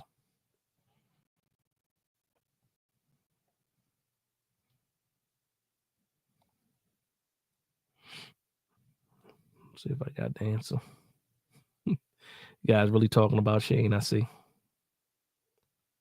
He said, who cares? I hope Shepard scores. Oh, man. The scapegoat. Woof. There it is. There's the answer I was looking for. He said, I would take Shane for real. So you would take Shane over Dable. Again, respectfully disagree with you. It is what it's for me. For me, I just don't like the way Shane operates. I'll say this. I'll say this. This is my main point on it. I saw Brian Dable take a bad roster to the playoffs and win a game. I saw that. I still don't know what Joe Shane has done. Now I know he's bragging about the 2024 class, but outside of that, he signed Andrew Thomas, he signed Dexter Lawrence. He got good deals for those guys. But that's no brainers. He let some people walk for free that we could have got draft picks for. He could have tagged Saquon Barkley again. He would have been disgruntled, but still, you could tell that. And I don't like the guy, man. I don't like him. It's a little personal, man. I don't like the way he was, portrayed. I should say he not even portrayed. That was him. I don't like what he did, and I had big questions. I loved Hard Knocks because a lot of people thought it was the worst thing for the Giants to do was Hard Knocks. I loved it because I spent 2 seasons trying to picture and imagine what these guys are thinking. What are these guys doing behind the scenes? And Hard Knocks, even though we didn't see everything, gave me a glimpse of what the thought process was behind a lot of these picks, what their overall process as far as evaluation was, and who they actually had in the building. And it gave me all those answers. And then it just, to me, I was just like, yeah, might have the wrong guys running things right now, especially when it came to Joe Shane. But again, we'll see what happens, man. We'll see what happens. Another whole Shane comment. That is hilarious. That is hilarious. Let's see what you got. It says Shane is making rookie mistakes. Oh, hold on. Shane making rookie mistakes. He can learn. Dable is stubborn. That is true. His track record speaks for itself. Go check the Dable files. But I'm in favor of cleaning the house and getting rid of both for real. That's where I'm at. I'm with getting rid of all of them. I'm with that. And you're absolutely right. Like Brian Dable was not successful anywhere else but the Buffalo Bills. And we see that he has Josh Allen, and Josh Allen is looking like an MVP this year. He wasn't successful in Cleveland. He wasn't successful in was it Miami? Where else was he? Patriots. He was a tight end coach. But yeah, no, he doesn't have the track record that people thought he did. We did think that he was going to be able to come in here and quote unquote fix Daniel Jones, and we didn't see that happen either. The first year he dumbed everything down, and he made an offense work with Daniel Jones. As soon as he tried to open it up, we saw things fall apart. But he's had in-game decisions that were horrible. He's had fits on the sideline, you can say. And you know what? I don't care about the fits. I think the fits hurting more when you're losing. But when in 2022, when we were winning, he was still that same fiery type of guy on the sideline. We were just winning, in my opinion. So yeah, but now I agree with you on cleaning house totally. But like I said, respectfully disagree with the whole Dable over Shane thing. But again, I want them both going too. Okay, Joseph Wilcox with the $5 super chat says, thanks for all the love from everyone. I am teared up now, man. Hold on. Let's see what the timestamp is. This was 8:30. This was 6 minutes ago. Hopefully those tears are long gone, brother, and you're smiling again.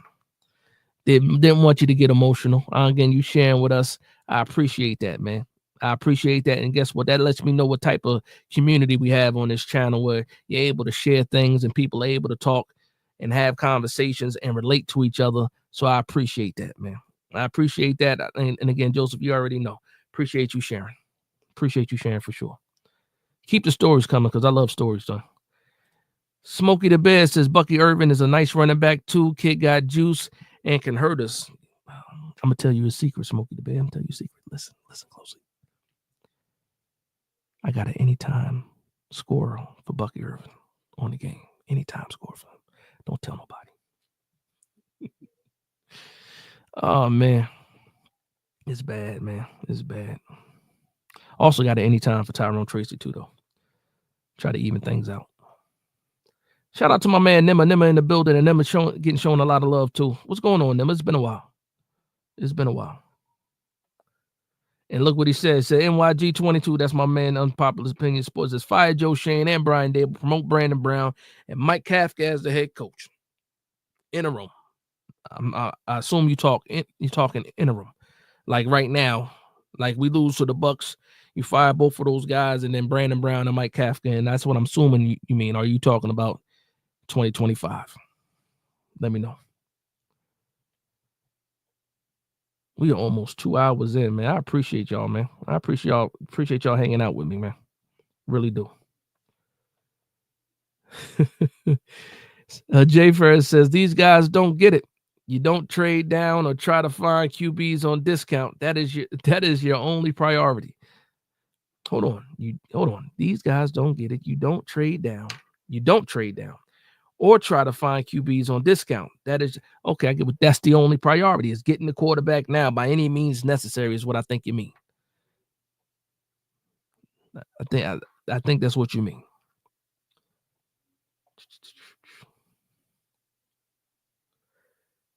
Somebody else also said that Thunder they'll take the cornerback from Michigan. Talking about Will Johnson. Born from Sports says, I hope I'm wrong though, but I got a bad feeling. Are you? Oh boy.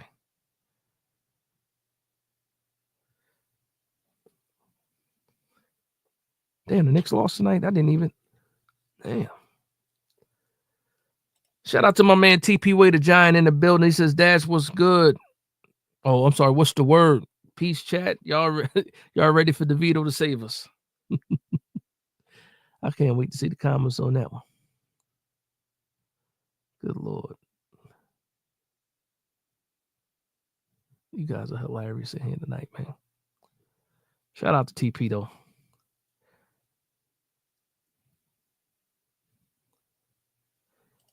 Oh, man, Mike. Shout out to Michael Knight. He says, yo, Dash, thoughts on the Rutgers running back. I would take him. I will pair him up. I will pair him up with Tracy. Probably he might make it. He's probably a 4th round guy. I wouldn't be surprised if he got picked up at the end of the 3rd, but he's probably a 4th round guy, most likely a 4th round guy. My question is, do you want to spend a 4th round pick on another running back after taking a running back in the 5th round 2 years prior? I like some other running backs better as far as a match with what we have already. I would. I like Kyle Monangai style. I would take him. I do want a thumper though. I do want a thumper running back, change of pace, short yardage type of guy. I do want one of those too. And I've said it before. I need like a Brian Robinson built. I like Nick Singleton out of Penn State. I like Damian Martinez. With the kid from Kansas today, Devin Neal opened my eyes, and somebody else was talking. I mean, my man D Kit was talking about Devin Neal earlier this week, and I finally got a chance to watch a Kansas game, and he did not disappoint. But it is what it is. All right.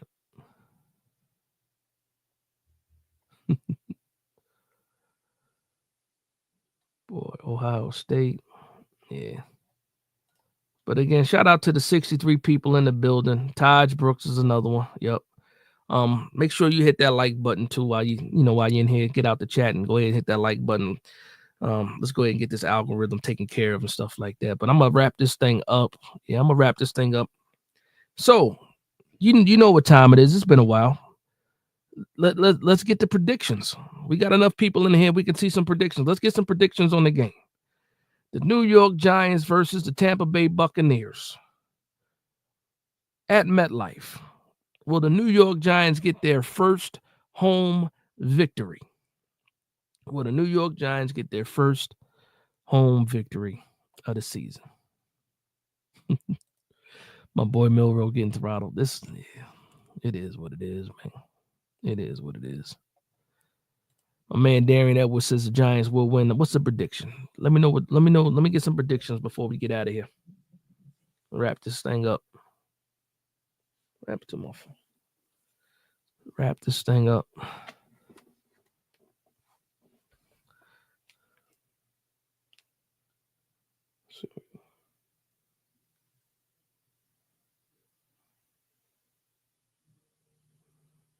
All right, so we got some predictions coming in. So we got New York Giants 19, Buccaneers 13 from Nimmer. Thunder says 23-21 Giants. Joseph says 27-24 Giants. Michael Knight says 31-20 Tampa. First Tampa one. Darian Edwards says 21-17 Giants. Tyrone says Bucks by a lot. Bucks 30, Giants 20. That's Diet Ghost. My man TP says Giants 30, Bucks 24. Coach Dabler's going to all of a sudden get in his bag now that DJ is out of here. We'll see if that happens. We will see if that happens. My man Wayne Timothy says lose by 3, tank job 20-27. Lose by 3, tank job 20. That's more than 3 points, sir. Smokey the Bear says Bucks 31, Giants 13. Good Lord. That's ugly. That's ugly. That's ugly. There it is. Unpopular Opinion Sports says my prediction is more pain. Mr. T voice for the Giants fans. Pain. I predict pain. Fighters Destiny says Bucks 30, Giants 13. Hyatt will score his first touchdown. Thank you, sir. Thank you, Patrick. I hope so. That's one thing I do want to see before the season is over is Jalen Hyatt getting a touchdown. I do want to see that. I do. Clubber Lane. Yeah. Pain. Bucks coming off a bye. True. Was it? Boom Sports says, as I said, I got a bad feeling about tomorrow. Feels like they will lay down because they are mad about how the DJ benching and the release went down. Bucks 24, Giants 13. Hope I'm wrong. All right. And we're going to leave it at that. And then also talking about finales and things finishing, I'm going to get off topic for a second. Let me know real quick. Does anybody in here watch the show From? It's on MGM, used to be Stars Network. Does anybody watch From? Just answer that really quickly for me. It's a show. It's like it's not really a horror show like that anymore, but it's like a mystery show, kind of like a Lost mixed horror type show. Let me know before we get out of here, because the season finale should come. Yeah. Thunder. If you get a chance to it, it's 3 seasons in. Tonight is the season finale of year 3. If you haven't got a chance to watch From, the first 5 minutes will have you sit down and binge watch it. My man said, I don't watch TV anymore. I watched 1 episode and got distracted. Nah, that show was all right, man. It's kind of making me mad now. Is that on BET? No, it's not on BET. No, it's not. It's from the same creators of the show Lost, man. If you guys ever watched Lost. My man, Unpopular Opinion, knows him. He watched 1 and 2, yeah. So it's the season finale not, and again, I say this like the New York Giants, we're not getting any answers. It's the same thing with From, and it's starting to piss me off too. 3 seasons in, just like the regime is 3 seasons in, and we're not getting any answers. We're not getting any answers, so we'll see what happens. Hopefully, this finale is better than what the New York Giants have been doing, and I get some type of good news and some resolution at the end of the day. But yeah, MGM, that's a fact. MGM Plus. It used to be Stars. You can actually get it on Prime Network too, or Prime. What's it called? Prime TV. You can get it on Amazon Prime. I watched SpongeBob. I ain't never watched SpongeBob, man. I wasn't a fan of SpongeBob. But yeah, so we're gonna get out of here, man. Again, appreciate you guys. We're almost 2 hours in. And again, I appreciate everybody. Make sure you hit that like button. And again, if you haven't subscribed, hit that subscribe button as well. But with that being said, I want to thank everybody for vibing with me. Please like, comment, and subscribe. And from one Giants fan to another, this is Big Dash Knows, Big Blue Nation. Daniel Jones is gone, people. The finger has to point to somebody else. Let's go.